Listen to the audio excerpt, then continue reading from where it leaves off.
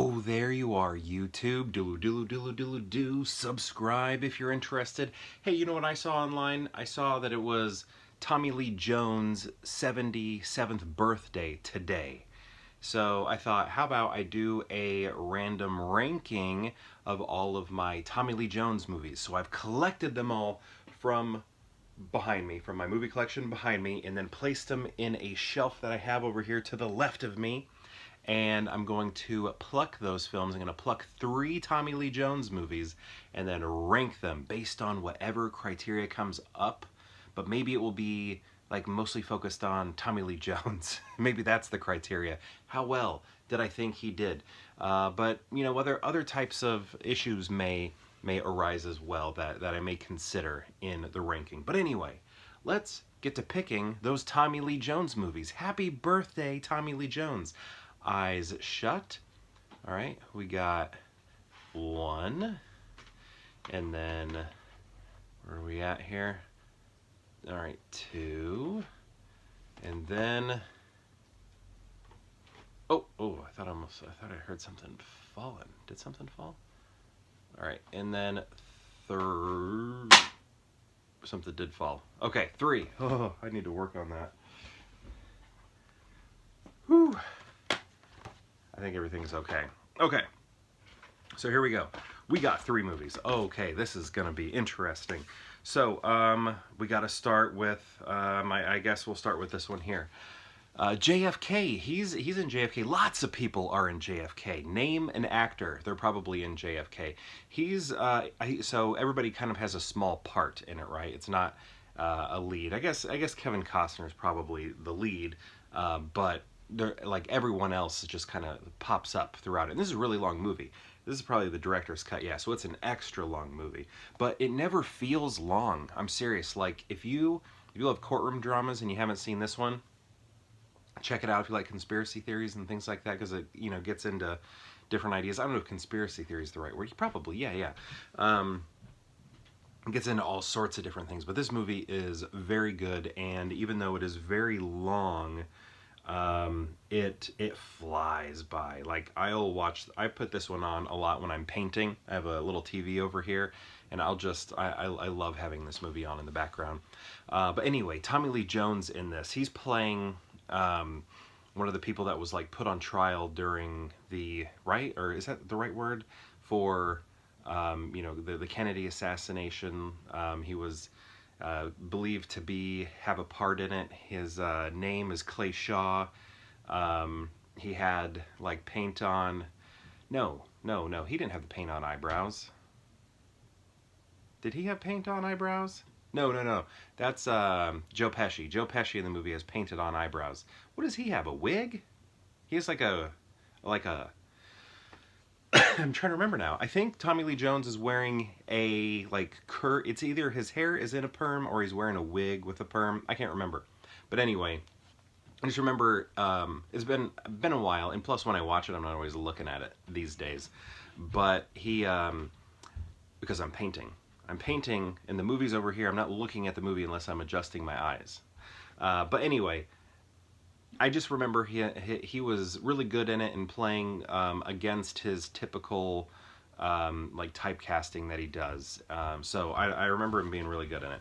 Next we have No Country for Old Men, a Best Picture winner. This is an Oscar Best Picture winner, and he's very good in this as well. He's very subtle though. I feel like this one he's going a little bigger. But here it's much more subtle, but it is very nice, and we're seeing him just not knowing what to do. What is this world? What has become of the world I once knew? It is so different. It's changing rapidly. I'm an old man, and this is no country for me, is sort of what's going on here. And plus he has that the very last line, the very last monologue in the movie that catches you off guard. I remember being in the theater and being like, huh, what? It's over?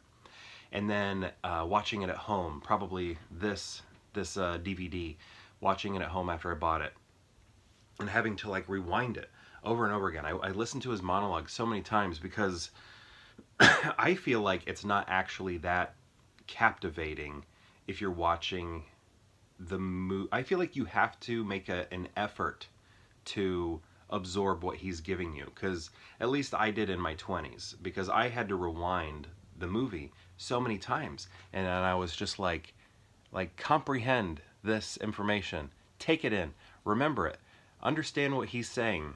I felt like it was a challenging ending. Great film. I think this was one of the years where the Academy really got it right.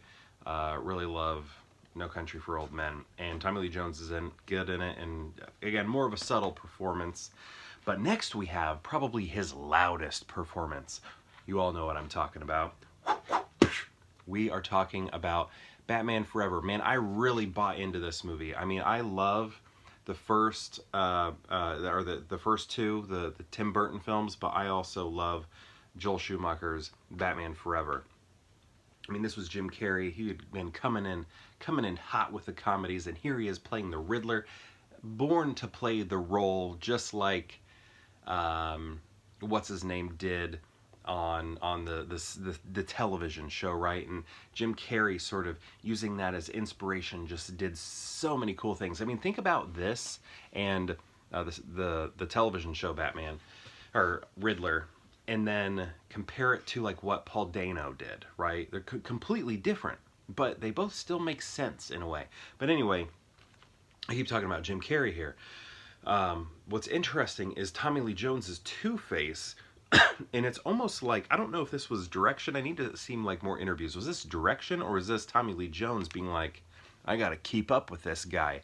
Because he's acting like a little child too. You know, like when they're, you know, robbing jewelry stores and stuff like that, they're both like acting like little kids, like early teenagers robbing candy stores. And it's like, why is Harvey Dent doing that? Why is Two-Face doing that? When you watch it, it doesn't make sense. Why are there two clowns here? Should he be a clown? So he's super over the top in this movie, but it's fun, and I always liked it, but I wouldn't necessarily say he was like the reason I loved it. If we're like looking at these movies for the ones that you loved the most or whatever, this would probably be number one. But if I'm really trying to focus on Tommy Lee Jones, but here's the thing, it's like maybe it was wrong for the character, but when it comes to like stretching as an actor, I mean, think this Tommy Lee Jones. Think about him. What do you know him for? You know, being like a serious cop or whatever, like The Fugitive, right? And then here he is acting like Jim Carrey, trying to keep up with Jim Carrey.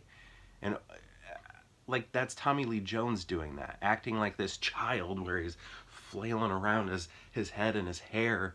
And, you know, it's like, that. I think that's pretty amazing. Honestly, now that I think about it, maybe this is his best, like ever.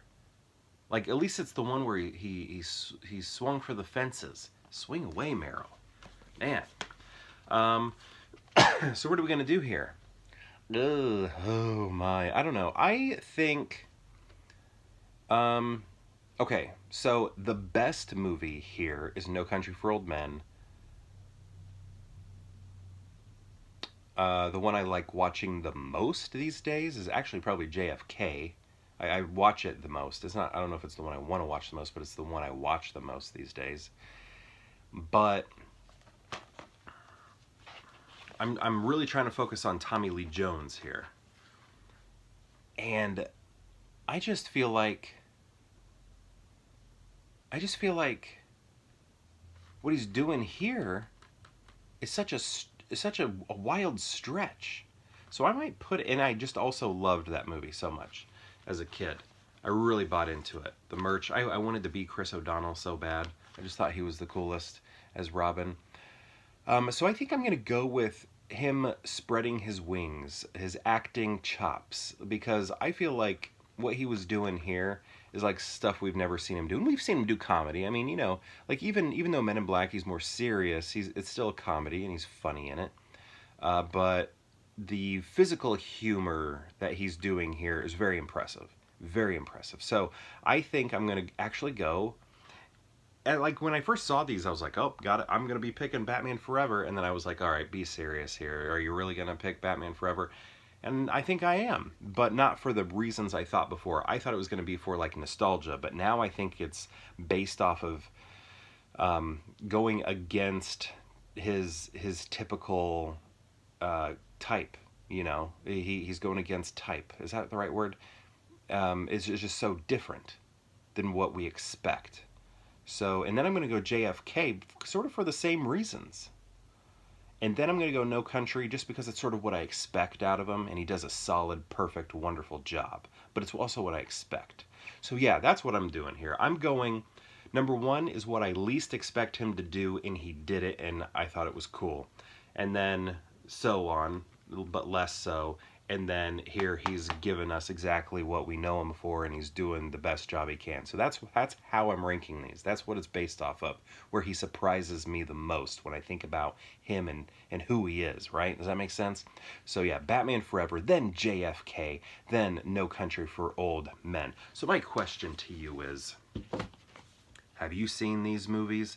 And if so, what do you think of them? And if you've seen all three, how would you rank them? I'd love to know. Why don't we all wish Tommy Lee Jones a happy 77th birthday, and perhaps I'll see you tomorrow for more Pure Hangout.